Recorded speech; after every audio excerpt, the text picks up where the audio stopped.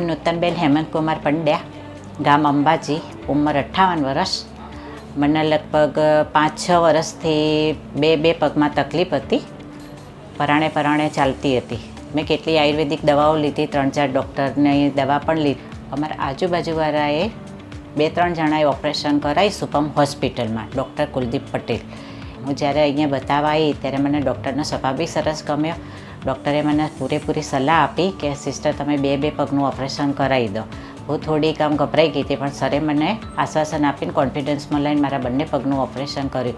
અને લગભગ મને હજુ 10-5 મને 2 મહિના પૂરા થશે ત્યાં સુધી મેં ફિઝિયોને બધું સાહેબે જેમ સલાહ આપી અમે ફિઝિયોને કરાવ્યું. જ્યારે બંને પગમાં તકલીફ હતી ત્યારે હું કોઈ પ્રસંગમાં નથી જઈ શકતી.